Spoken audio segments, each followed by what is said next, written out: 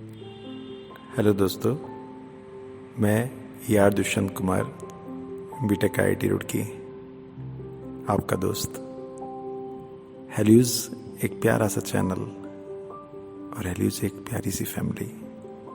दोस्तों, आज मैं कोई आपको टॉपिक नहीं पढ़ाऊंगा, कोई केमिस्ट्री नहीं पढ़ाऊंगा, लेकिन आज मैं आपको ज़िंदगी की एक मिस्ट्री सुलझाऊंगा। मतलब हमारी जो उलझनें हैं, शायद उनमें से किसी एक उलझन को मैं आज आपकी सॉल्व कर पाऊँ। अगर आपको लगे कि मैंने सॉल्व की है तो कमेंट करके ज़रूर बताना। दोस्तों, मैं आपको थोड़ा एक कंपैरिजन की बात बताता हूँ। शायद मेरी बात अगर आपके पेरेंट्स सुनेंगे तो उन्हें अजीब लग सकता है, लेकिन अगर जागरूक पेरेंट्स सुनेंगे तो मेरी बात को वो कहेंगे कि यस, बिल्कुल सही बात कह रहा है। हमारी जो शक्ति होती है ना, वो अथाह होती है। जिंदगी में हम अपनी शक्ति को ढूंढते जाते हैं, आगे की ओर बढ़ते चले जाते हैं, लेकिन उसमें कुछ ऐसे बंधन बांध दिए जाते हैं जो हमें ये एहसास कराते हैं कि नहीं हो सकता।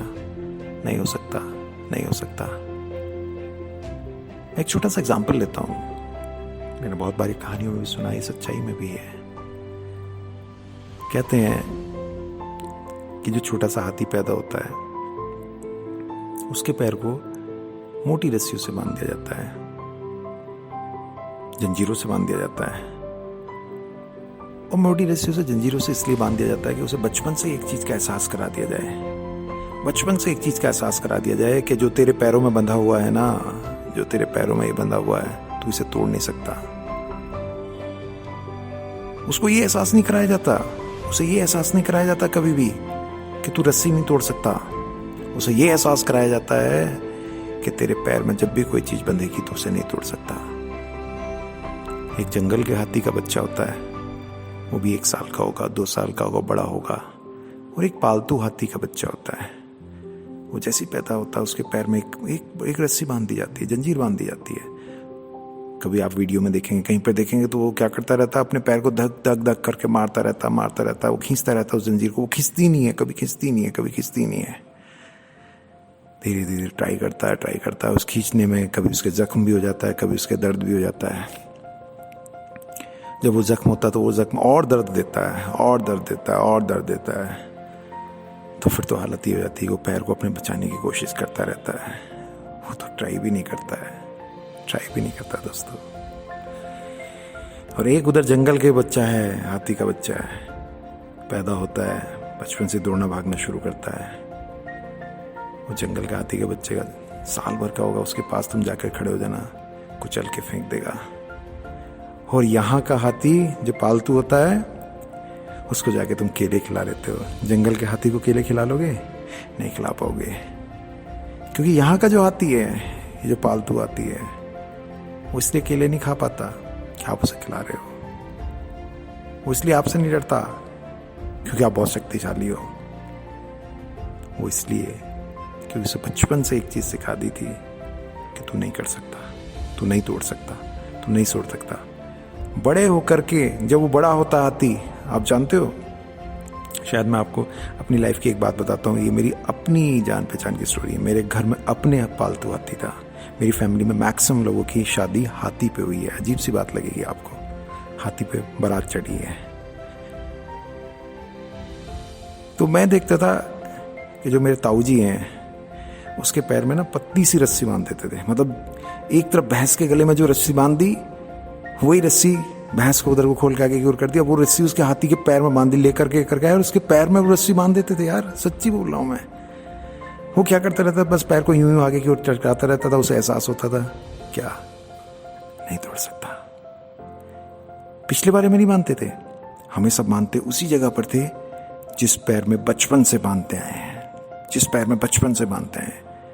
जिस पैर को वो आगे हमेशा बढ़ाता था, उसे एहसास होता रहता था कि नहीं कर सकता।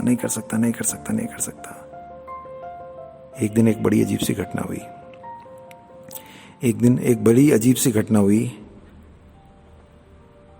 क्योंकि जिस सोच से वो हाथी काम कर रहा था, वो सोच सिंपल थी। वो अपने पैर को ऐसे ऐसे करता रहता था, वो रस्सी नहीं टूटती थी।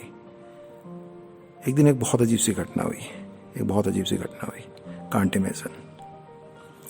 वो हाथी मेरे ताऊ जी को बहुत प्यार करता था, चीज़ें बहुत ज़्यादा, देखना भी उनको, सब कुछ, उनकी बहुत ही सारे समझता था। तो क्या हुआ पता नहीं, उसे एहसास था या क्या था, कुछ था, मुझे नहीं पता। कुछ लोग आए मेरे ताऊ जी के पास में, आकर के झगड़ा करने लगे गांव में। झगड़ा करने में शोर सा मचने लगा, वो भी खड़ा होकर के देखने लगा, और डंडे उंडे लेकर के उन्हें मारने सुनने लगे। पता नहीं उसे क्या दिखा, क्या समझ में आया, उसने चिंगाड़ मार करके, ताड़ मार करके ऐसा पैर से उखाड़ता हुआ वहां तक चला गया। उनमें से 2 को तो उसने उसी समय पर लपेट दिया।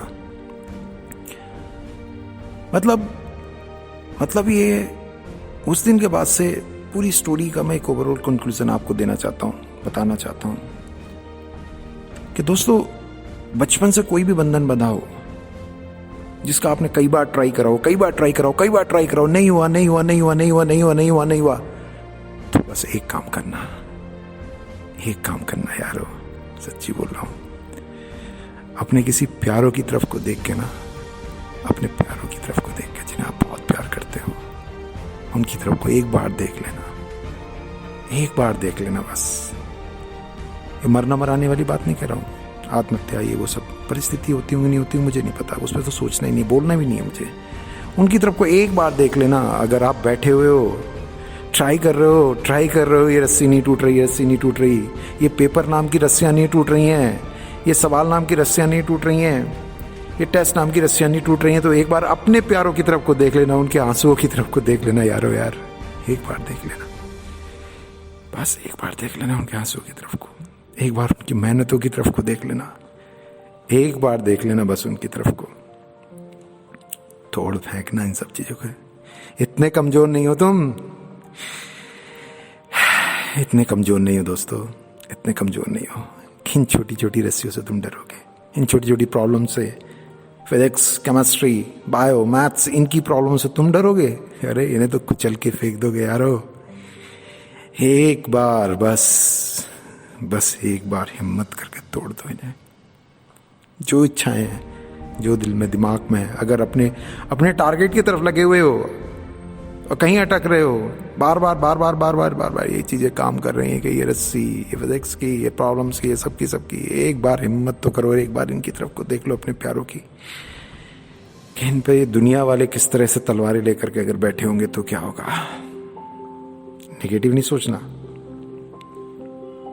तुम्हें बहुत अच्छा करना है। तोड़ दो, अचीव करने की कोशिश करो।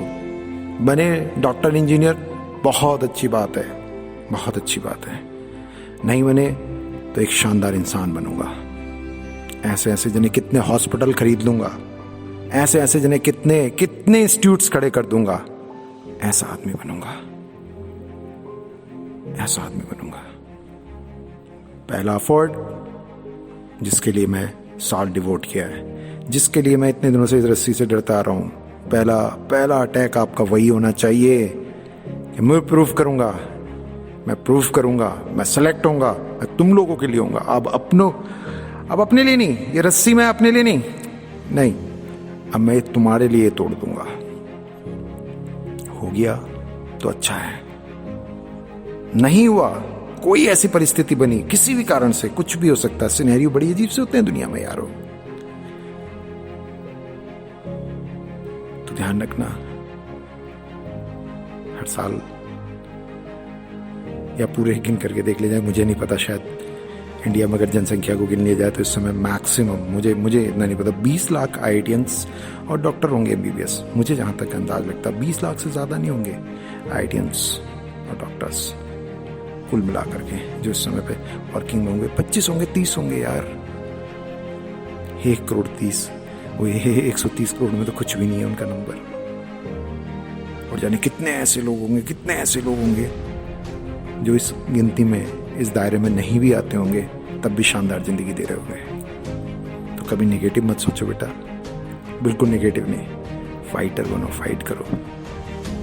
अभी 1-2 बच्चों की मैंने कहानी सुनी कि वो पैनिक होकर के नेगेटिव हो रहे हैं, सुसाइडल अटैम्प्ट कर रहे हैं, एग्जामिनेशन क्लियर नहीं हो रहा तो उन्हें समझ में नहीं आ रहा है, कभी कोरोना से डर रहे हैं, कभी आईआईटी से डर रहे हैं। अरे क्या यार, जिंदगी इतनी ईजी है क्या?